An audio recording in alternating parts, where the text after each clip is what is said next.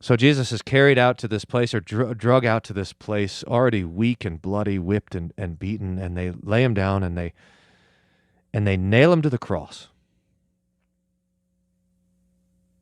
One nail through each hand, one nail through the feet, to pin him there to die. And they lift him up and they lower the cross down into this socket of the earth so that it stands there. And there Jesus would hang in his agony for 6 hours, 9 o'clock until 3 in the afternoon, when he would die. From this pulpit, Jesus preaches 7 sermons. At least we have 7 words, and 3 of them are prayers. The first word and the last word of Jesus are prayers to his Father.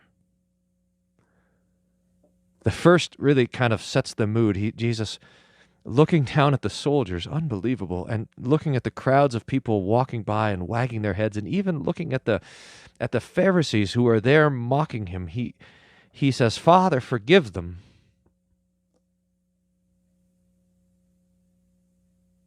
Father, forgive them. They don't even know what they're doing." The Anarcho-Christian Podcast, evaluating the relationship between the Christian and the state. Give us a king to rule us when you're gone. His life's work had been to help the people understand it's not the role of a man to rule over other men.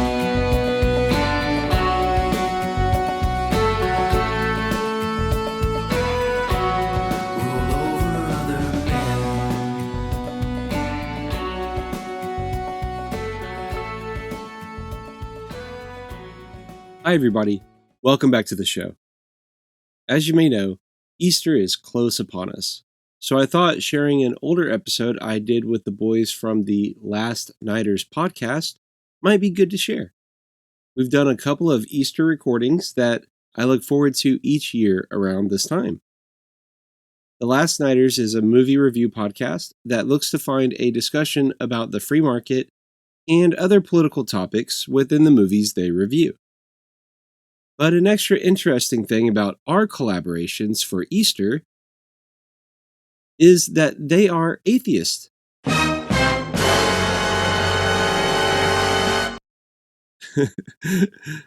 But all kidding aside, Daniel and Robert have been awesome, and I think our differences bring a great perspective and conversation as we discuss not just the film review aspects relevant to these Easter movies, but also the historical and biblical aspects to the narratives.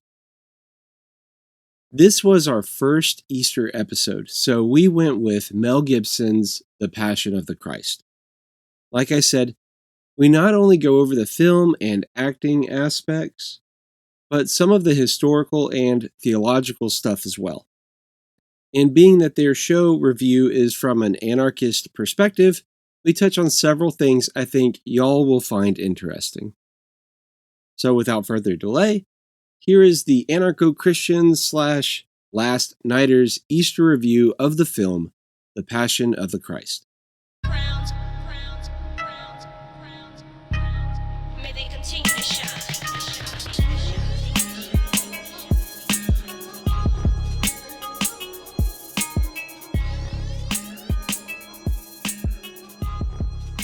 Hey everyone, it's Daniel Elwood and Robert Johnson, the Last Nighters. And the Last Nighters are part of the Launchpad Media, where they're always launching new ideas in your direction. This is episode 68 of the show. This is an Easter special. We are doing the Passion of the Christ with Stephen, the Anarcho-Christian. We'll introduce him in just a moment. How you doing, Robert? Lovely, sir. How are you? Besides old. I'm old, decrepit, falling apart, and I'm trying to self-medicate, and I think it'll be good. It'll be good. Just self-medicate your way to success, right? Well, isn't that how all the rock stars died at 27? Yeah. And I'm well past that. So you're already ahead of the game. I'm on borrowed time. All right. Well, speaking of borrowed time, we are borrowing time from a friend of ours, Stephen, the Anarcho-Christian. Welcome to the show. Please let everyone know, what your website's about, how they can find your show, and all that good stuff. Hey guys, thanks for having me on. I run the anarchochristian.com website and podcast and Facebook page. and it's pretty much anything about Christian anarchism. From going over blogs and articles or books and or Bible verses that are relevant to our topic, and that's about it. All right. Yeah, that's cool. It seems like a pretty popular niche, actually, way more popular than our niche.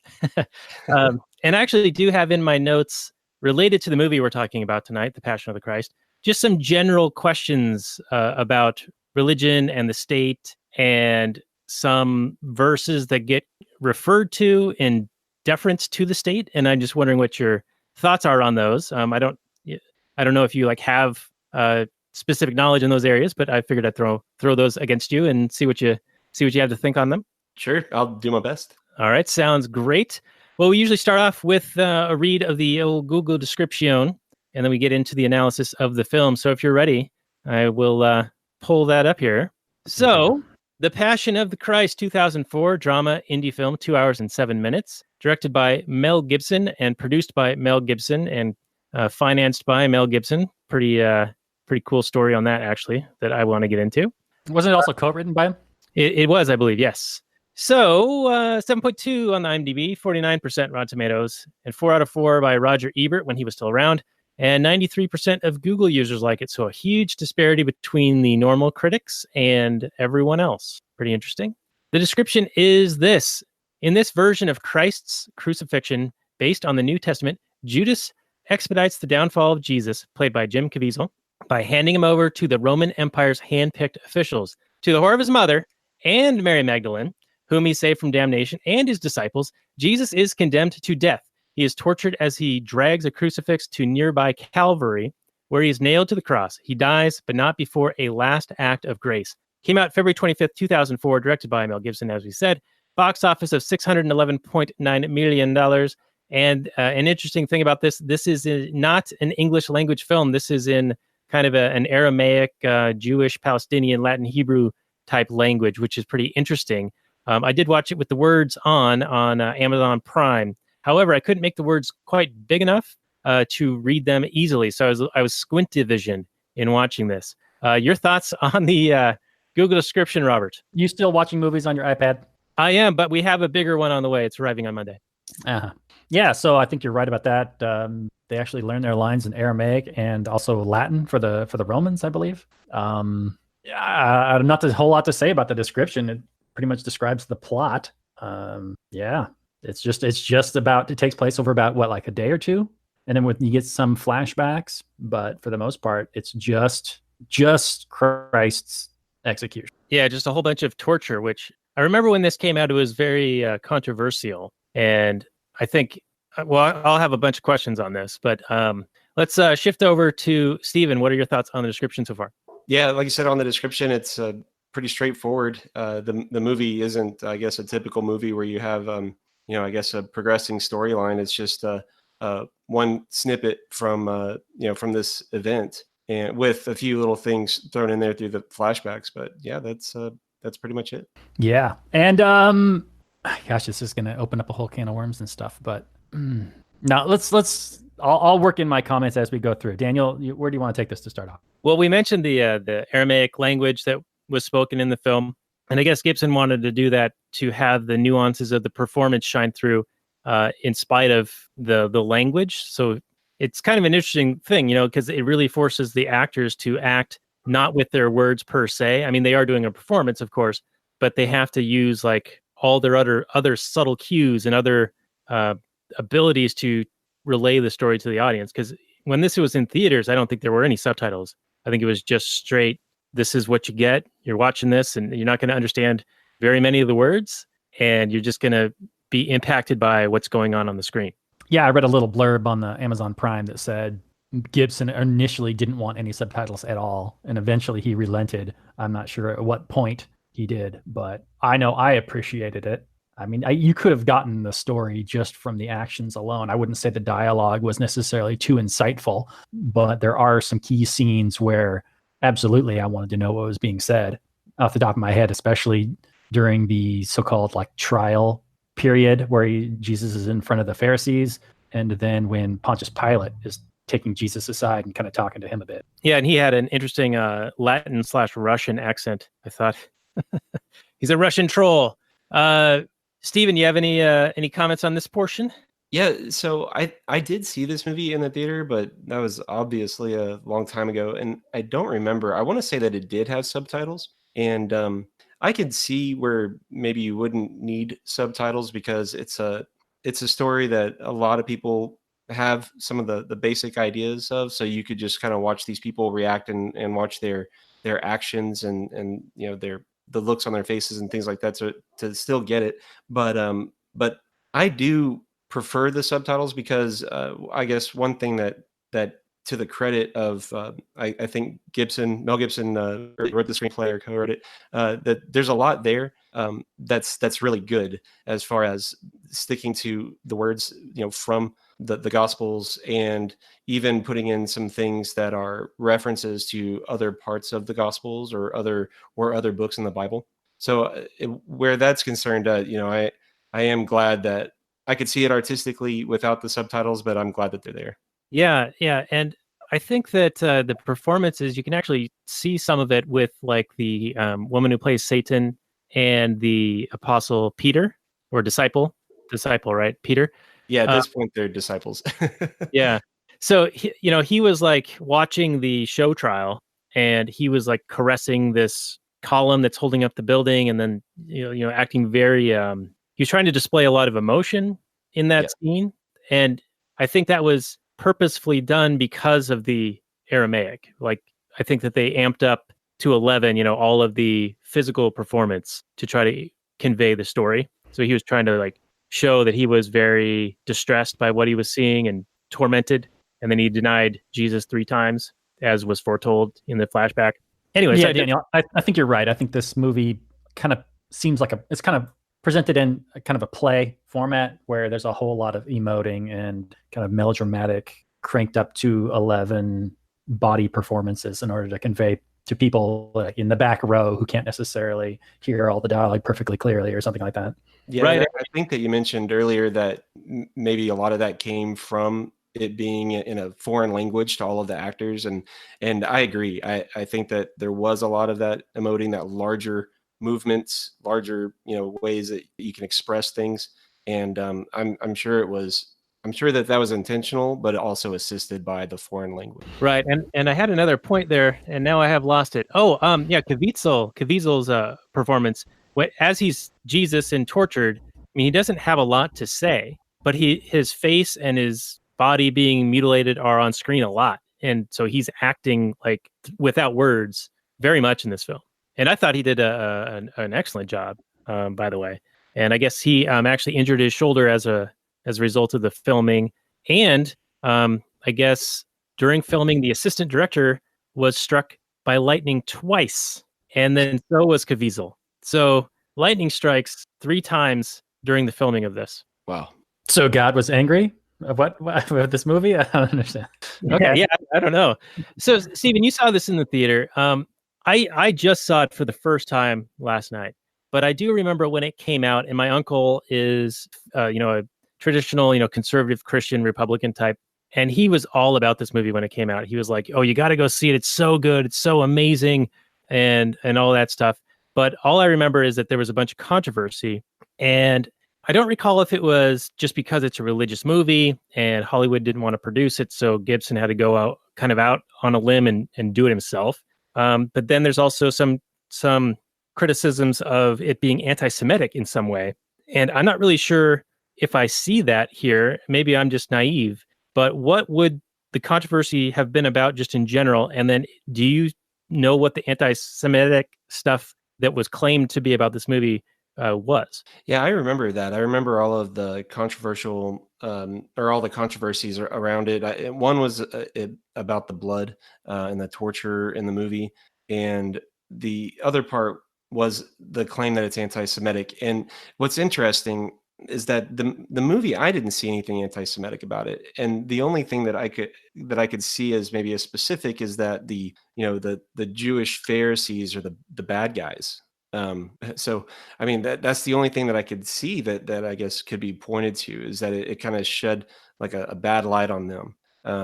But that's not a contrivance of Mel Gibson, right? I mean, that's like the biblical story, correct? Right, exactly. There wasn't anything in here that was different from the story, and I don't think anything in it that, kind of gave this really negative view onto Jewish people. I didn't see that at all. But the one thing that's weird that doesn't help the case, though, I don't know if you guys remember when Mel Gibson was after this movie was, Oh caught yeah. times in public making anti-Semitic statements.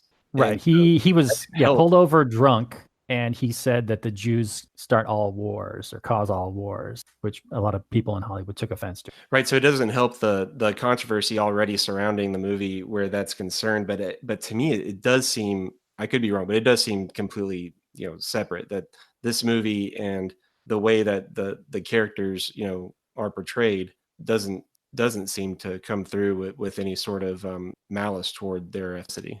Right. And he was the king of the Jews. He was Jewish himself. So Yeah. I guess I don't kind of understand what the issue is. I mean, yeah, the Jewish people, the Pharisees were Jewish, and then when Pontius Pilate was offering to free Jesus or Barabbas, is that his name? Barabbas? Barabbas. Barabbas. And they choose Barabbas, I guess, to spite Jesus or whatever. That is that like the thing that how do I say this? Is that the thing that, historically speaking, is the crux of why Jewish people have been persecuted since that time? Or is this unrelated? Because I remember as an offhand comment in a comedy movie, like, I don't know, 20 years ago, they said, "Oh, the Jews killed Jesus" or something, and that's why people are upset at them. Is that what it is? I think that surprisingly there are people who harbor that feeling, which is really strange, because I kid you not, I have had that conversation with people, with, Christian American, normal Joe Blow sort of people, where they've made comments like that, the Jews killed Jesus, and I have said, well, that Jesus was Jewish, and they look at me like I'm insane. I'm like, no way, that's not possible. And I mean, so I will say from experience that there are people that do hold that feeling, that, quote, the Jews killed Jesus, and they use it in this way to hate Jewish people. And then also simultaneously, they have no idea the ethnicity of Jesus. Yeah. Go ahead, So Robert. let's go back to the movie a little bit here. The movie, if you're just watching the movie, I understand there's a whole Bible and all kinds of backstory and other things, but we're not getting that in the movie. So in the movie, it's just a tiny little snippet, but we get the kind of sense that the Pharisees were mostly upset with Jesus because he was kind of upsetting the apple cart. Like, they had this kind of, at least the impression that I got was that the Pharisees were kind of already in place. They're like the entrenched religion, the entrenched, power in this Jewish community. And along comes this young upstart guy who's this new competition. And he's saying some things that are attracting a lot of followers, a lot of attention, but they're kind of, there's, not just competition for ears and souls and eyeballs and whatever, but also that he is particularly like throwing shade at them, right? Because he's saying like, you don't have to go to the temple to pray, right? You can like pray wherever. And maybe I'm also saying some other things. But in the movie, all you get is, he claims he's the Messiah, and how could he possibly be this Messiah? He's not a king, blah, blah, blah. I'm curious more along the lines of, why were they really upset with it? Why did they really want to kill him? So if you could provide some more kind of a back bit on that, that'd be fantastic. Yeah, and you basically have it. You have it there, that there's a couple of different things. One, it's blasphemous to claim that you're God, and Jesus obviously does, and that's a point of tension. And then there are many times, in the Gospels where Jesus is calling out these Pharisees for who they are, that they're liars, and they're not upholding the true faith and the true religion. So that is something that the movie does kind of lose out on, just focusing on that little part and not seeing the years, I think it's about 3 years of build up, to that point with with the Pharisees trying to get him killed. Okay, so they've been after this guy for a while. He's been a thorn in their side for some time then. Yeah. Okay. Yeah, it's about, I think it's 3 years, if I'm not mistaken. Okay, I kind of wish the movie had told me that, but that's okay. I mean, we still get the idea. Yeah, I felt like in watching that, I sort of had the general gist of things just from, the Sunday school stuff in general. And my wife made the comment that it was hard to tell the actors apart because they all kind of looked similar, the long hair and the robes and everything. So it was kind of hard to like get the lay of the land and who was who and why they were where they were and doing whatever. Like there's a moment when I think it's John and the two Marys, the mother and Mary Magdalene, are like following the procession, and then all of a sudden they get a hair up to go do an end around and try to like talk to Jesus for a moment, and it's just so that she can say that she's there. But I don't know, it didn't make a lot of sense, like why some of the things were happening, and then like all of a sudden we would be somewhere else, and I couldn't tell if it was a flashback or if it was in the moment, like especially the Judas situation with the little children that were devils.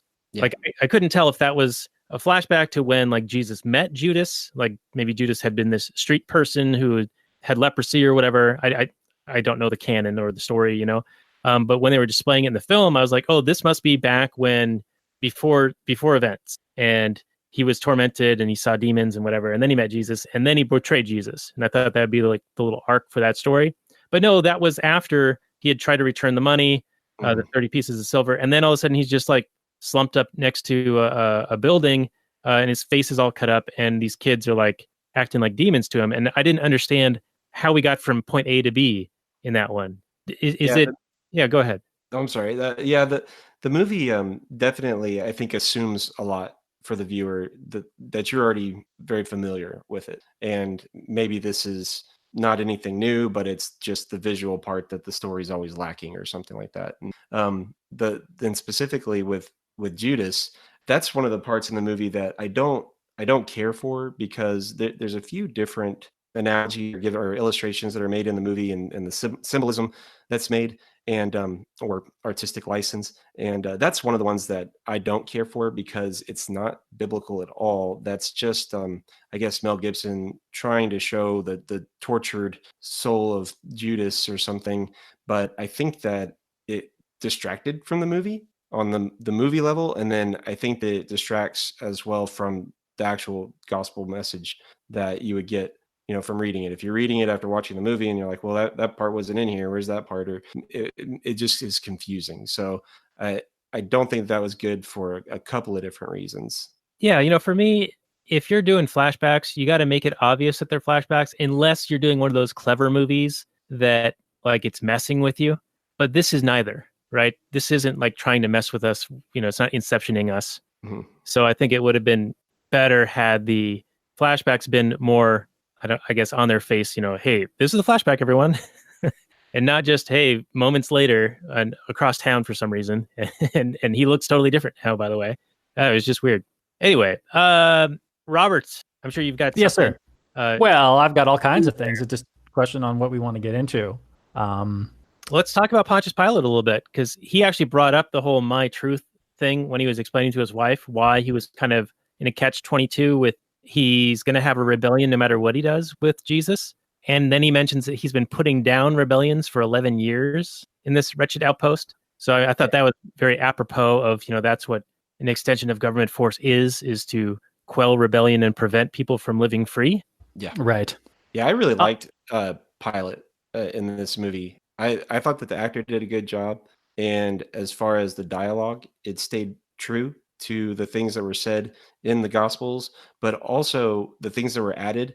I think like you're pointing out, that they're very true to the historical, events that were happening, and just the nature of having this military occupation. There's so many different ways we could do this. Okay, I'm going to talk about just movies in general and character. So there's a bunch of different ways you can look at art in movies, and I'm just going to look at this as if it's a normal movie. I understand it's not a normal movie. This is a movie that was made as a retelling of a historical type, story that's already been told. And so it depends on the audience having a lot of kind of in-depth knowledge. It's made for a certain audience, right? It's made for an audience of people that want to go and learn more about, say their faith or reaffirm their faith or something like that, or glorify the origins of their religion. But for me, as an atheist film critic, I'm just going to analyze it from a movie point of view. And that may be unfair, so you can just discount everything we gotta say. It's fine. I really don't mind it. But for me, Pontius Pilate is the best character in this movie by far. Pontius Pilate, actually, you reveal a little bit of his humanity. His humanity shows up in this film. He's the only character with any kind of conflict, any kind of internal conflict, and his decisions affect the plot of the movie. No other character in this film does anything. Jesus, for being the central character, pretty much just stands there or gets beat up the entire movie. Mary Magdalene, let's see here, Judas actually does something, but we don't get any kind of insight to his character. But Pontius Pilate, you can tell he's torn. He's obviously some government bureaucrat guy, but he doesn't want to murder this guy who hasn't done nothing. It's clearly just like this religious competition beef going on. And he's like, come on, I'm going to do anything I can. He even offers up Barabbas to be like, oh, come on, you're not really going to pick Barabbas over this guy. This guy didn't do nothing. You're going to take him? But they hate him so much. And he's like, fine. Ultimately, finally, he goes, okay, fine, go ahead and kill him. But it is with great reluctance after trying out every other possibility with which he does that. So, yeah, I was trying to think, who's the main character in this movie? It should be Jesus. It should be his story. It's his death. But it only takes place over like 2 days, maybe 1 or 2 days. And we don't get enough from Jesus as a protagonist. Ideally, a protagonist is somebody who acts. They affect the plot by their actions. They do things. Now, there can be times when doing nothing is an interesting decision. And there are times in this movie where he chooses to, like when Pontius asks him, what do you want me to do here? I don't really know. I mean, I want to let you go.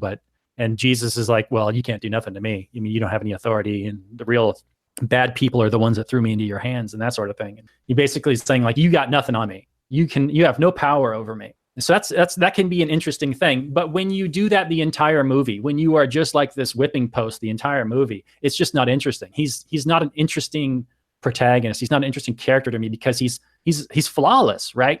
He's like Mr. Virtue, and I understand he's like the source of one of the world's most powerful, popular religions. So of course he's going to have great virtue. He's not going to be like a flawed protagonist that would be more interesting. But for me, this is almost like a Pontius Pilate movie. Like whenever he's on screen, I'm interested in what's happening. And when he's not on screen, I'm less interested. So for me, there's issues there. But anyway, that was my little rant on that. I'm sure Daniel might have some thoughts, or Stephen can yell at me or something. I don't know. But anyway, go ahead, guys. No, I think you couched that carefully enough to where if we're just looking at this movie without any extra, like foreknowledge and awareness of the storyline, right? Like I'm sure if you go back in time to Jesus doing all the things that Jesus is famous for doing, I'm sure he'd make a great protagonist to all kinds of different movies. But since we just get this little snippet, here where he's not really doing much but dying, it doesn't make for a dramatic narrative. So anyway. Yeah. Now I will say that the amount of punishment on display in this movie is incredible, like just immense. Like my shoulder. Yeah, he should have died a couple times. Yeah, my shoulder and my back hurts just from being 41. And he's sitting there getting whipped with the cat o' nine tails like 50 times, and this is after being beaten with sticks. And it's like how's he even conscious? That's pretty incredible. That feat of that. But can we talk about how cartoonish the baddies the Roman guards are? They are absolutely like howling, cackling, perverse psychopaths, and they took some severe pleasure when they were beating this man to death. I wonder if Satan, the woman, was walking through that first torture scene a little bit, and she had the little devil baby, demon baby. I wonder if that was supposed to symbolize that she was sort of amplifying their enjoyment of that, or like making them do that more than they otherwise would have. Like the whole story is like, this is all part of God's plan, right? And it's all sort of preordained, and Jesus knows it's going to happen, and he foretells a lot of this stuff. He tells the disciples like, hey, this and this and this is going to happen. And then he's willing to accept that this will happen, and he goes through with it.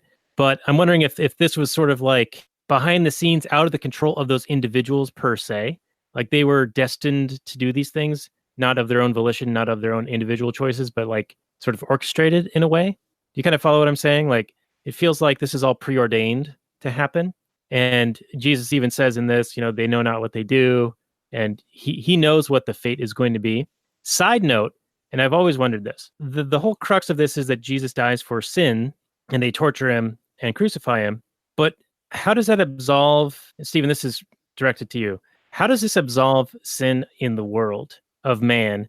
And why would the devil make this deal that gets reneged on 3 days later?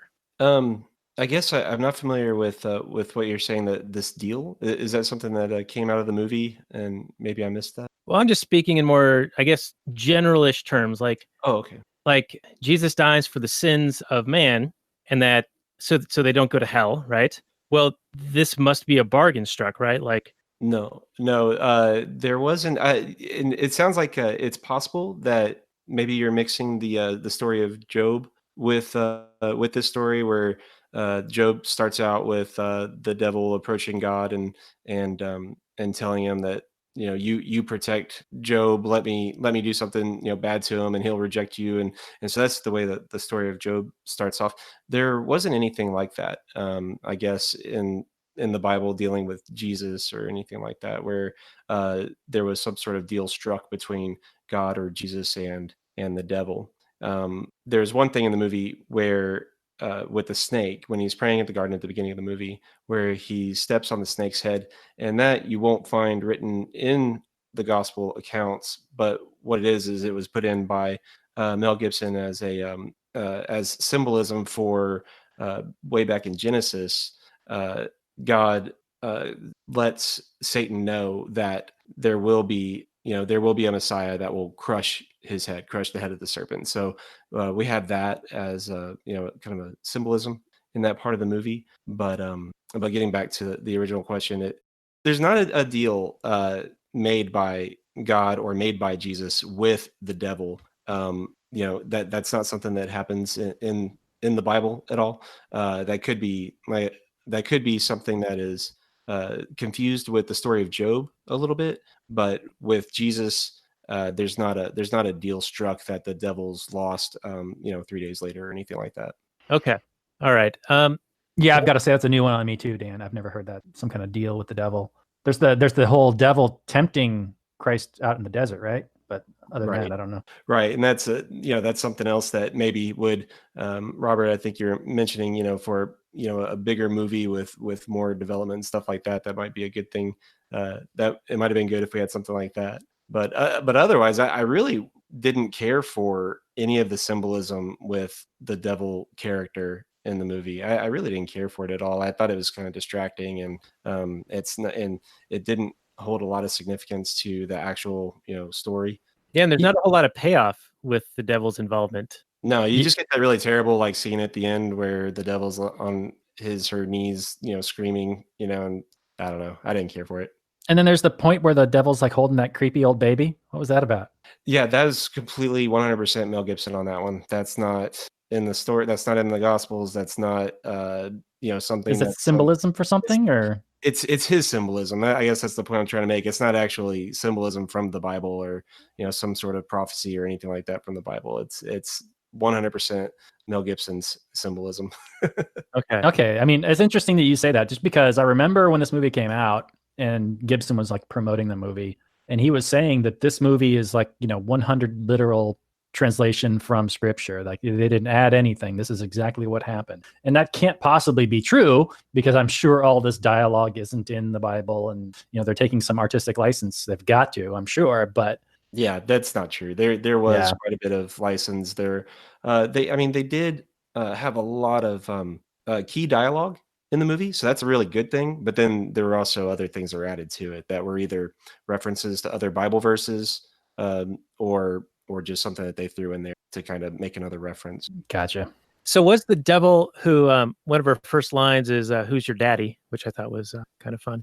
But at the end, that final moment after Jesus has died, and then she's like down on her knees, like you said, screaming, is that supposed to be representative of her being in hell at that point? And was that in the film's specifics? Was that like the moment when Satan was banished to hell, do you think? Yeah, I'm not sure. I'm not sure. I was trying to actually look at that yesterday or a couple days ago when I was rewatching the movie and trying to get an idea of like what exactly is Mel Gibson trying to show us in that scene.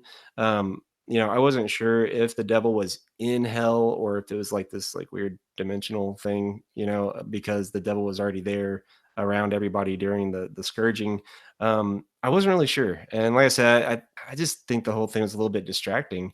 I will say the one thing that is significant biblically is that that this idea of when Jesus dies on the cross, he's victorious over sin, death, and the devil. So that's the one thing about that scene where it takes place at that moment when he dies, that is significant. But the way that it's portrayed, I just Interesting. Back to the Pontius Pilate and being torn on what to do. He tries to appease the Pharisees and the Jews who don't like Jesus, who hate him, with torturing him, but with severe punishment, but don't kill the man, is what he says. And so that's where they take him to this place, and he's beaten with reeds or sticks, and then the cat of nine tails and all of that, which is horrific. Especially the rib shot where they're like ripping the side. Ugh. But I wonder if he had acquiesced to their demands originally to have him crucified, if it would have been less torturous for Jesus. Like Pontius chose this other path in hopes of saving his life by nearly killing him, versus just going straight to crucifixion, where he would have just not been tortured in that way, but still murdered. Right, because those other two guys were not tortured before they were put up on the cross. I mean, it's still not great. You're still getting your hands and feet nailed and hung up there. And you're definitely going to die up there. They don't just kind of put them up there for a few days and then bring them back down after getting a sunburn or something. It's the Romans, used the crucifixion, and interestingly enough, we even get the word excruciating from the crucifixion. So the pain that these people are put through already, just like you said, the other two thieves that are on the cross, they're eventually going to die, and maybe there's something to it where Jesus does die within a matter of a few hours, rather than being up there for a couple of days. Because if the way that someone would die up on the cross could take days, because it's a matter of asphyxiation and trying to push yourself up on this cross while you're nailed to it. So it could take quite a while, and I wouldn't be surprised if the scourging is something that kind of, once he was crucified, it did speed up up to the point of death. Right, and the most horrifying part to me anyway. Was because I used to run a lot. Like I ran a few marathons, and my knees would give me problems. And so when they whacked their knees with the sledgehammer, while they're hung up, and I assume that's to prevent them from supporting themselves any longer. Right. That was just like, oh, like my my stomach dropped at that one, because like that hit home for me. Yeah, visually that was that was well done. I thought. Yeah, that was like you didn't pay your gambling debt or something. Or your taxes. So, Dan, let's move into your questions on your biblical verses and the state. Well, before we get to that, just more on the visualization of the acting in this. Okay. There's a few things that are just like over the top, like in your face, like I'm doing this because it's well known and commonplace. And one of them was he washes his hands of the situation by literally washing his hands. Yeah. And then Jesus draws the line in the sand when he saves Mary Magdalene, I guess, from stoning, right? Is that what the Pharisees, or the Jewish people, the Pharisees are throwing towards Jesus, or like sort of? He stands in front of the mob, yeah. Right. He draws the line in the sand, saving Mary Magdalene, yeah. Yeah, so those are just a couple of moments that I just thought were like almost comically like, oh, okay, obviously, okay. Like, oh, okay, the line in the sand, all right. Wash his hands of it, okay. It's very literal interpretations. Right. Yeah. Super literal. And then, if he's making the movie to not have subtitles, that would pretty much spell it out for people, spell it out for the audience if you don't know what's being said. Those parts are, in the Bible, in the gospel accounts as actually happening. So is that the origin of those sayings then? I don't know. That's a good question. I don't know if they're the origin, but that's something that happened. Literally happened. I guess the best way I could say is that the accounts, the narratives, the gospel accounts, they don't say that he washed his hands of it. I think he literally does do it as a symbol to the people, the people in the crowd. Right, like this is on you. I'm not doing this, even though he kind of is doing it, but he's giving in to them. Now, scripturally, Stephen, is the representation of Pilate, you think, pretty much accurate? Because he seems to be the the voice of reason in the whole situation. I thought that.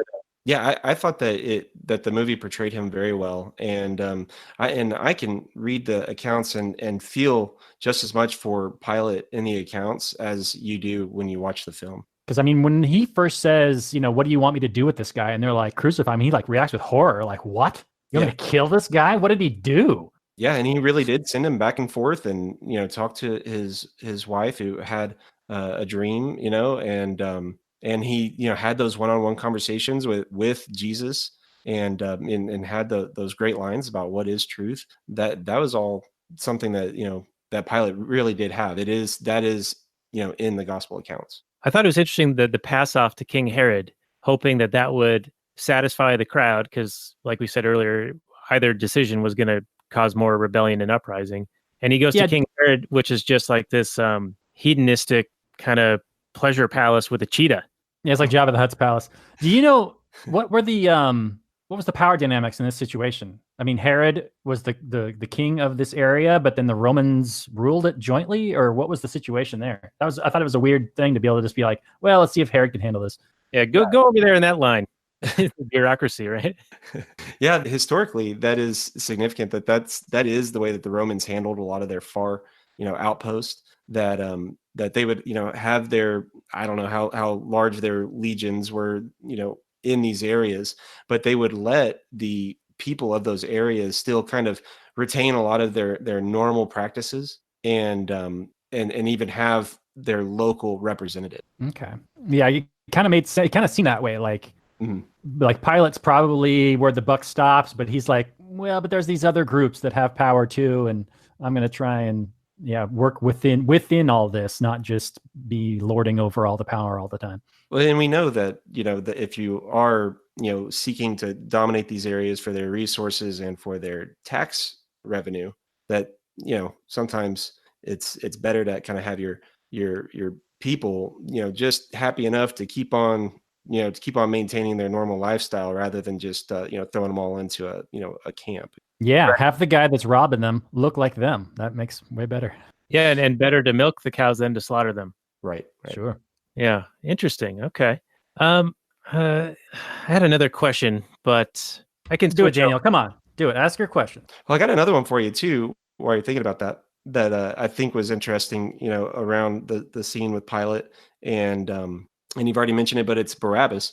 And he's an interesting person, because and a lot of the state stuff ties into this guy as well, because the Bible actually refers to him as kind of this patriot sort of guy. And Pilate references these uprisings before, and that's what Barabbas was in prison for. He wasn't just a thief or anything like that, but he was a murderer, and he had participated and led some of these uprisings. So that's why Rome doesn't have any problem with killing that guy. Oh, okay. Yeah, in the film they just say, oh, he's this scurvy murderer rapist guy, pretty much. He's the worst guy we can think of, and that's why we're going to offer him and Jesus, and obviously you'll pick Jesus until they don't.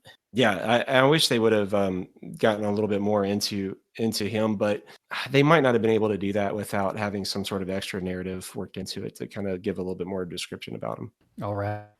So if we could get a little bit political, Jesus is a figure who has been used for political purposes probably for the past 2,000 years, probably. But people on the both left and right, and everybody else, like to use, the Jesus for their own, backing up their own arguments and whatnot. So a lot of people debate whether or not Jesus was a socialist. And there is a quote in this movie where he says, love one another, love your neighbor, and that sort of thing. And I think that the socialists take that to mean, well, that means we just got to share all our stuff, and that's all socialism is anyway. So by force, right. And they don't talk about the force part so much. So that's my point, is that if I was going to interpret that, I would say love is not pointing a gun at your neighbor to fund the things you want. But Stephen, I want to hear your take on whether or not Jesus was a socialist. Yeah, he was not a socialist, and I've read the arguments on that he's a socialist because of loving your neighbor, and there's a few other things where Marx and Lenin, I believe, quoted Jesus, for these things about. They escape me right now, the particular verses that they did use. So yeah, it's a common thing, and but you're absolutely right. Uh, we know that socialism is always, no matter how it's explained, but it always comes down to the gun pointed at somebody to take care of the masses. So no, Jesus was not a socialist. He did not give us some sort of social economic plan to follow that would be socialist or communist or anything like that. It is a mistake that a lot of people. Yeah, it's quite disgusting. I mean, if you take some phrase like, love your friends and neighbors and love one another as I love you and you love me and that sort of thing, and to turn it into your own political things, and that's why we need to expropriate money from you at gunpoint. It's gross. Yeah, and then But Daniel, another Go thing ahead. that they go after is Jesus throwing somebody out of the temple, right? Because they're charging temple taxes or something like that. But it's the tax collectors that they're throwing out. Is that correct? No, it's actually not tax collectors in that story. So the temple was where you would go to make your sacrifices and pray. And these people had set up, they called them money changers, and they would set up these tables, and they were profiting off of the people that would come in and not have and not have a good, I think for the most part, a good sacrifice to present into the temple. And I know that there's been a lot written on some of the specifics that they were handling that was particularly atrocious. But when Jesus goes in there and he tells them to leave, and he says, "This is my Father's house," and he has them leave. It's because that they were taking advantage of people in the spiritual sense. So it's not just about profit, which is where you're going to find the socialists are going to end up on this side of the story, that it was just guys that were making a profit in the temple, and that's not the case. They were disgracing his father's temple, and that is why they were removed. Okay, so they were cheating. They weren't just like, because when you first described it, it sounded like, oh, they're just providing something that people want. Yeah, right. They were doing it, in a bad sort of way. They were. I'm trying to think of the best way to say it, but yeah, they were cheating the people that were there, and just it makes a mockery of the temple and what it was. Okay, interesting. The Marx thing. I'm not surprised that he would mix in some verses in, because he was trying to abolish religion, wasn't he? Was it not Marx that called religion the opiate of the masses? Yeah, I believe you're right. Yeah, and then one of the planks of the manifesto was to abolish religion, which almost sounds fascistic and Hitlerian or Mussolinian, like nothing above the state, nothing but the state. Yeah, that was the what Stalin did, right? He abolished the church out of Soviet Union, and so the national religion apparently was like atheism, is what they called it, I suppose. Mm-hmm. But then that gets thrown at atheists' feet, as if atheists are all a bunch of psychopathic, murdering communists. That's not the case of that either. Oh, it might have been Lenin who abolished it. Anyway, moving on. Religion. I mean, yes, he didn't abolish the state. What am I talking about? No, he amped it up. Cranked it up to 11. Cranked up the state to 11.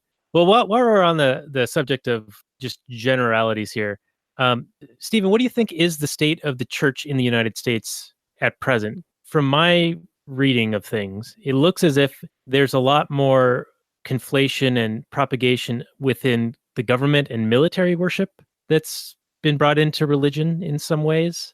So a lot of statism kind of sticks into even sermons that I hear about. Not that I don't go to church, but there are people like in the Tom Woods group that I interact with, and they talk about when they go to church, they're like, oh, the preacher said this, and it's like this super status thing. Or even like Pope Francis and his advocacy for socialistic type stuff.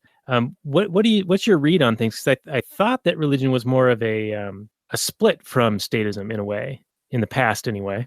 Yeah, I think that it's the current state of the church is very much, way too closely connected to the state. And I don't just mean that as this organizational sort of thing, but even just down to the individual that is putting all of their faith in the state and in a voting republic system. And they really have intermingled their faith with God with their faith in the state. And it's my observation, in my opinion, that the state is really the one winning out with that person's faith. And it's very unfortunate. You have your people that are socialist and and using Jesus as the symbol for socialism. I would say that I think in the United States it's mainly on the other side of it, where Jesus is this symbol for this rising nation, and we've had presidents refer to use biblical terms to refer to the nation. And it was prominent back in the Civil War, and it was prominent in the Cold War, and it's prominent now, where you see so many people referring to Donald Trump as as some sort of David figure or Cyrus figure, and picking out these heroes in the Bible to relate him to. It's like I said, it's just faith has been co-opted by too many Christians, and their faith, they may use words like Jesus and Bible and God, but so much of it is actually directed toward the state. Yeah, and it seems like a lot of times they'll justify things with phrases or verses that are like "render unto Caesar what is Caesar's," or they'll refer to Romans 13. But I think layman's terms here, I think that they're misinterpreting those because they were kind of the opposite of what they use them for today in their justifications. Can you explain what those two things mean, and if there's any others that you can think of that have this similar kind of situation? Yeah, those are definitely the most prominent objections that people will have, toward Christian anarchism. And yes, these words were said and written down. I want to say close to 400 years before the Christian church started to mix with the state, and that was with you'll hear Emperor Constantine used a lot for that, where he made it illegal to persecute Christians. Where after this time of Jesus and up until Constantine, Christians were under a horrible persecution, where they were murdered in the Colosseum for sport and in the most horrific way. And so there's this interesting dynamic with Constantine, where he ended that, and the Caesars to kind of follow their emperors to follow him. They ended that, but then that also brought the church into the political realm, and it's been there ever since, but in various different ways, where we have the growth of the Roman Catholic Church, and we have different Eastern Orthodox religions that are connected with their particular states, and then even what you can see here with in the current United States, where it's this evangelical patriot that you see today. I guess we can speak in generalities. I think you know what I'm talking about. So yeah, it's been intermingled ever since then, and in various ways, and it's it's something that is a mistake of what those verses and what in the position of the Christian and the church. It's a mistake. Okay. And if I could rephrase the questions more pointedly, why is render unto Caesar not a justification for taxation? Because it seems to be used as such. And why is Romans 13 not a justification for blindly following your elected leaders? Yeah. Yes, because that is the way that they are used. So with Romans 13, it's interesting, because if you look at Romans 12 and Romans 13, the Romans 13 part that is always thrown out there is the first 7 verses of Romans. And these books, when they were actually written, Romans was just a letter, and these chapter breaks weren't a part of the original letter. So these chapter breaks were put in there, and they're great for referencing things very quickly in the Bible. But in this particular case, there's a little bit of difficulty here, where Romans 12 and Romans 13 are actually part of a long thought. And because of where the chapter break is, it's very, very easy to just ignore Romans 12. And so it's something that I do like to point out to people whenever they bring me the Romans 13 thing. If you look at Romans 12 does quite a bit to show you the way that a Christian is supposed to act. And then in Romans 13, we get some description of how the state acts. And it is in a drastic contradiction to the way that a Christian is supposed to act. And then the remainder of Romans 13 again goes further into the way a Christian is supposed to act. So it just shows the dangers of just looking at something out of context. And if I could just narrow it down to the way that the Christian is supposed to act with Romans 13 in mind, we're told to not, start a revolt. It's not that we're supposed to worship Caesar or the emperor or anything like that, but we're not supposed to start a revolt. And then with the rendering unto Caesar thing as well, that's an interesting thing because the context of Jesus, the question that's given to Jesus that he answers that way, it specifically says that they're trying to catch him, and you see it in the movie too, where they're saying, "Oh, they're saying that he wants to, undermine Caesar and things like that, and he's telling everyone not to pay their taxes." Well, that doesn't actually happen, and that is the claims that they use to try to get him crucified, but that's not what he actually does do. And the render unto Caesar part, it's a shame because there's another part directly after that where he says, "And render unto God the things that are God's." And what Jesus is really ultimately doing here is he is saying, this tax thing is not what I'm here for. It's beneath me. This is not important. What is important is what I'm here for. What is important is salvation. Wow, this is interesting because I can almost read into both of these, almost this horseshoe where you start off with them justifying taxation with the render unto Caesar. Then you're explaining, well, he's basically saying, don't worry about it. And so in a way, it's like pay your taxes because it's not important. And then the Romans 13 one, it's like, so they're sort of using it wrong. But then you're also, kind of backs around to, well, don't start a rebellion. Well, that's like the ultimate check on government. So if you can't have a rebellion, then they can kind of do whatever, right? It's like a blank check. Well, there's quite a few things in the New Testament that are hard. And that's hard for us because we do have this sense of justice. We do have this sense of right and wrong. And we're told Jesus is the ultimate example of the way that we're supposed to be. And Jesus was not guilty of any of the things that he was put on the cross for. And he wasn't even guilty in the spirituals as well. So we're told as Christians to, imitate Christ. We're told as Christians to turn the other cheek. We're told as Christians that if someone is to steal to steal our shirt, then to give them our jackets. And it's this way of living that it's difficult sometimes. It's difficult to explain. It's difficult to even balance it with our sense of justice. It's almost like, well, they're robbing me, so I'll give them even more. It doesn't make the robbing not robbery, though. It doesn't make it not theft. All right, interesting. Well, we are getting towards the end of our allotted time for the show, so we should probably venture back toward the movie and then get into the final summaries and reviews. Unless, Robert, you have any comments before we do that? Well, I could comment on some of the things you guys are saying. I guess I could also save it for my final summary. I'll just briefly mention that, as this heretic atheist guy, one of my favorite things about religion, and what makes it so sad, my favorite things about religion is that it is a check. It's like a bulwark against a government, because you have God's law, which is above man's law, or at least it should be. And I know a lot of like Christian sects that I've talked about here on the show before are really good at that and have really maintained that tradition that, yeah, man's going over and doing all this other stuff, but we still have the primacy of the Lord's word, because ultimately, government's just made out of people who are all fallible and whatnot. But if you have this idea that there's this, all-knowing, all-powerful creator being that is handed down, the right way to be, that should be some sort of a immunization against the tyrannies of government. Because if you're taught, no, this is how you should be, and then you see these government people doing this other thing, this horrible thing, you could recognize it, right?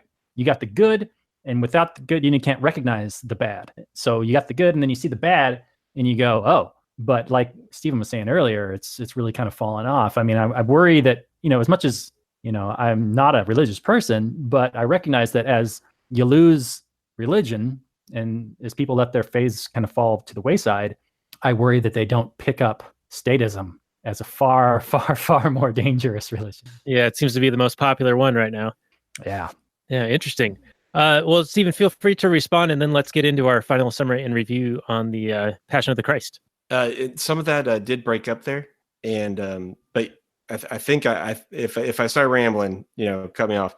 But I think that for the most part, what you're saying is very true. That people do pick up on statism, and rather than the truths that are explained, in the New Testament. And unfortunately, that's true. There is hope, though. There are plenty of people that are, Christian anarchists, and most people weren't born into it. So everybody's come from either the right or the left, and there is hope. That's right. With the spread, the power of information, hopefully turn the tide. All right, let's get into our summary reviews. I'll start it off. Why not? So for me, this movie, if you're going to make a historical movie, the story that's been told before, you got to do it kind of in an interesting way. Like I remember the movie Lincoln, which is about this psychopathic murderer. And we all knew how the story ended. So you had to tell the story. You had to get the people engaged in the characters in order for you to be engaged as an audience. Like, we already know how the story's going to end. So I need to be able to connect with these people on a human level in order to be along for the ride and to go along and, see how the movie ends and whatever. This movie, I think, is already banking on the pre-established character that everybody already knows. And they already know kind of the history and the lore. And so you go into this movie already knowing a whole lot about the characters involved, because this movie doesn't really give you anything. So for me, kind of as an outsider, even though I was raised in a Christian part of the world, and I grew up, going to church, and so I know a bit about it. But strictly speaking, from a film critic's viewpoint, this movie just has no narrative weight. There's no protagonist that does anything. There's very little that actually happens. He gets kidnapped. There's a show trial, and then he's executed.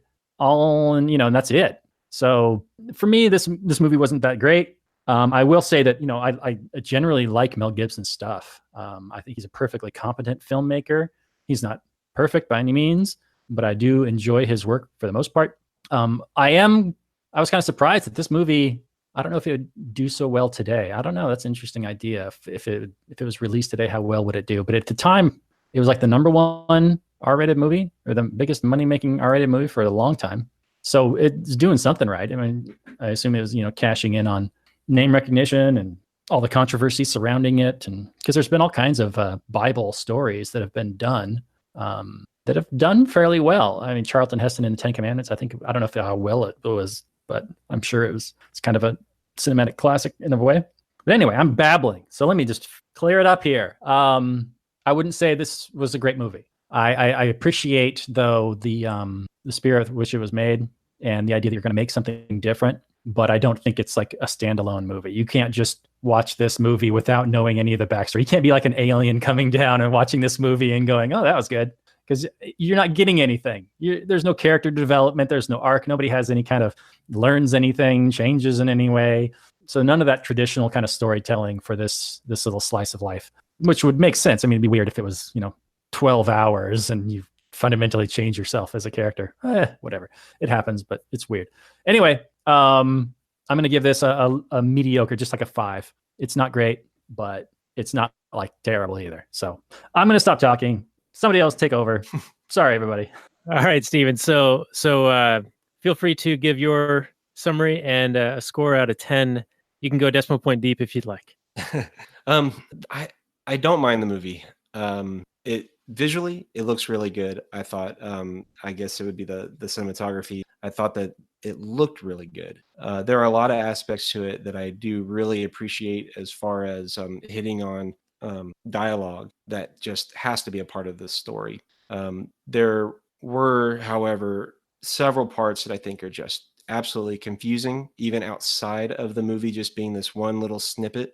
The parts with Satan, and maybe even some of the flashbacks, the way that they were, if you're not familiar with those parts of the story, it could be confusing. I think overall, and this may be surprising, I mean, I can see why it did so well. Like you said, the name recognition, but not just for Mel Gibson, but for a movie about Jesus and about the Passion. But I don't think that it's the greatest movie, because other than the visual issues that you encounter from seeing Jesus beaten, it's going to affect you emotionally. But personally, I would rather listen to a really well articulated sermon about the Passion that really drives home the gospel message that I think is lost out in this movie. I think that the gospel of Jesus being born and living according to the scriptures and dying on the cross for our sins and then being resurrected is lost in this movie. And again, I would personally rather just sit through a well-worded sermon about the subject, about the passion, than watching this movie. You know, in one way, like I said, it's visually entertaining or eye-opening, but it's a bit gratuitous as well. So if I were to rate it, I guess I might go a point over at a 6, but that I wouldn't be recommending this right away. I would rather recommend a lower budget movie about the entire gospel of Luke or John rather than. All right, interesting. Thank you for that. Yeah, I almost want to say what those two said because they're both pretty smart. But I remember the controversy, hadn't seen it until last night, and after reading about like what it took for Mel Gibson to get this thing actually off the ground and out into the world, I got to give him a lot of credit. I mean, that's some cojones to do this because it seemed to be very anti-establishment. Like the normal Hollywood people did not want this movie made. They didn't want to support it at all. So I want to give it a little bit of bonus points for that. Also, I think that as you guys were saying, if you just watch the movie and you don't know anything about what's going on, it's not going to make a whole lot of sense. And even if you do know what's going on, it's not going to make a whole lot of sense in some of the parts. But I think in the context of this is a story that, I don't know, a few billion people are familiar with. I don't know how many Christians there are in the world, but it's one of the major religions.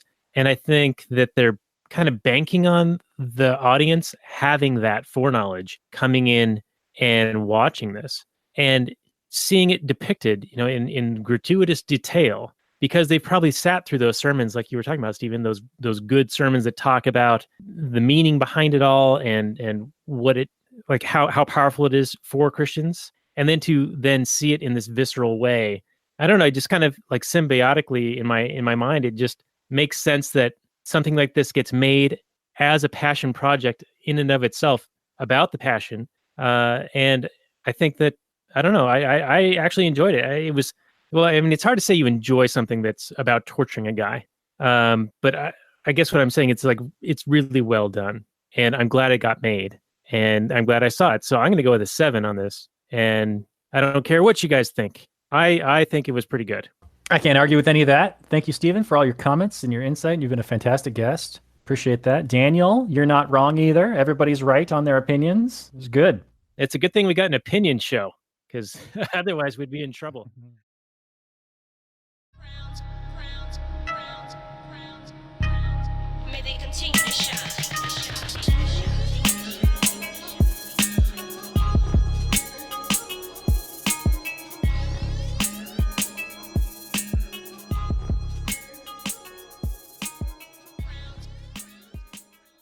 So, what did you think? Have you seen this movie? What were your likes and dislikes, and how would you rate it? I'll have links to the original episode in the show notes. If you go back to the original episode, you may see that I trimmed down that episode for length. I also trimmed off comments or material to ensure this episode stays rated G. So, as I close out, I want to also mention some other links I have in the show notes. I said in the movie review that there were some other movies I would recommend even above The Passion. The Gospel of John and the Gospel of Matthew are both very good films and present the Passion story. They are obviously lower budget, but if you want a film depiction of the Gospel accounts, I definitely recommend them. I also want to recommend a great podcast from Reverend Brian Wolfmueller. There are, of course, a ton of sermons I'm sure we could find from great men about Easter. But the one thing I really like about this one, in context of the film The Passion, is that Reverend Wolfmueller presents in under an hour the Passion story in 3 acts. In fact, that's the name of the podcast episode, Love Story in 3 Acts. As you may know, movies are generally structured in 3 acts: the setup, the confrontation, and the resolution. Like the movie The Passion, Wolfmueller starts off the first act in the Garden of Gethsemane. He calls it Love on Trial, and goes through Jesus' trials with the Sanhedrin, Pilate, and Herod. He gives some insight into the Jewish and the Roman court systems that are really interesting. In the second act, Love on the Cross, he presents a lot of significant biblical details of the event of the crucifixion, coupled with historical details about that form of execution. In the third act, Love Set Loose, we hear the good news of the resurrection and some of the particular events from that day. So I'll have a link to that in the show notes. If you listen to it, let me know what you think. If you compare it with the structure of the Passion movie, I think you'll see why I picked it to contrast with the presentation of the trial, crucifixion, and resurrection of the Passion of the Christ movie. So let me know what you think on social media. And don't forget to subscribe to the Anarcho-Christian podcast on whatever podcatcher you're using. If you're not sure where to find us, visit anarchochristian.com/subscribe. There you'll find links to subscribe to the podcast on iTunes, Stitcher, Android, Google Play, and YouTube. If you're enjoying the podcast, please consider letting us know by leaving a 5-star rating and review on iTunes or wherever you catch the episodes. Also, like and share the episodes on Facebook or the other social media sites. You can support the show with a monthly donation through Patreon or Subscribestar, or a one-time donation through PayPal. You can visit us on those sites, or you can visit the Support the Show tab on anarchochristian.com. That will take you to a page where you'll find links to Patreon, Subscribestar, and PayPal. Thank you to our newest patrons, Jay, Marty, Nathan, and Alex. I really appreciate your support. So, I think that's it for today. Grace and peace. No king but Christ. He cried out to God, won't you help them to believe? This power is illusion, the need to rule is greed. Your love and your light is really all they need.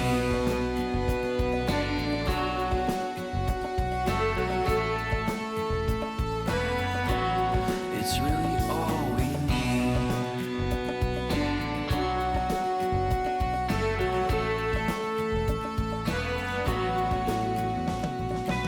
Thank you for listening to the Anarcho-Christian Podcast. Subscribe to our email notifications at anarchochristian.com, like us on facebook.com/anarchochristian, and follow us on Twitter at anarchoxp.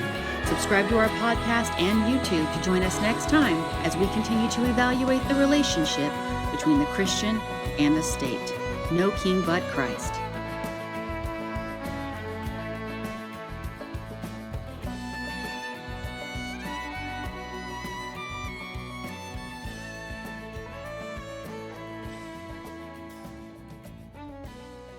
God said there's a season for every single thing. Jesus is beyond the reach of sin. He's beyond the reach of the devil. He's beyond the reach of the grave. He's beyond the reach of death itself. Jesus is beyond the reach of the wrath of God. He's done what he came to do. He's accomplished it. It's finished. He's won for you and for me the joy and the kindness of God's everlasting grace. He's won it for us, and now he's delivering it to them, to us. Oh, how can he not be joyful? Jesus is almost... he shines so brightly, especially in the midst of the gloom of the disciples. But here's the point. It's not just Jesus that's beyond the reach of sin. You know where this is going? It's not just Jesus who's beyond the reach of the devil. It's not just Jesus who's beyond the reach of death. It's you too. You. Because you were buried with Christ, you will be raised with him. Jesus was there suffering all this stuff so that you wouldn't have to. His death is for you. I remember seeing the Passion of the Christ with a bunch of people, and after we saw it, I asked, how do you feel? And they said, I feel horrible because all these things happened to Jesus. But I said, remember, Jesus wanted these things to happen because he wanted you to be saved. He didn't want to be raised for himself. He wanted to be raised for you. So that this joy of the death of Jesus and the resurrection of Jesus is meant for you, for your life, for your salvation, for your unassailable joy.